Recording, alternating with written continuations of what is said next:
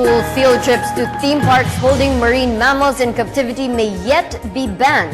That is, if a resolution filed by party list Solon is approved in the lower house.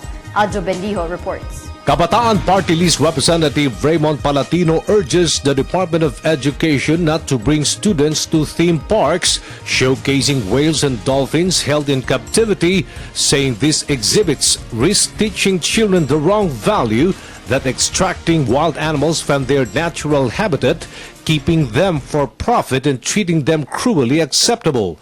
This is the gist of Palatino's House resolution seeking to ban school field trips to theme parks that hold marine mammals in captivity and instead educate Filipino students to marine mammals' natural habitat.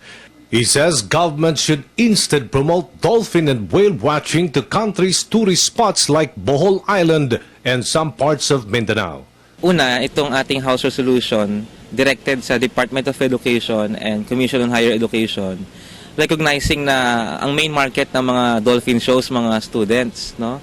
So, bakit natin gustong ipagbawal? Dahil sa tingin ko, hindi magandang edukasyon para sa ating mga bata na malaman nila na ang mga dolphins pwede sa captivity, samantalang dapat nasa natural habitat itong mga marine mammal na ito. Keeping these animals in captivity is considered intrinsically cruel since they are known to experience stress and illness when forced to live in tight and natural setting and forced to perform tricks. Studies show dolphins held in captivity have shorter lifespans and die prematurely compared to those left to their natural habitat. So, para sa akin, kung gusto talaga nating mabigyan ng edukasyon yung ating mga bata, hindi dapat through dolphin shows na nasa captivity. Dapat dolphin watching sa dagat, sa karagatan. O kaya naman, tumulong yung mga bata sa paglinis ng natural habitat ng mga dolphins para tumaas ang kanilang consciousness.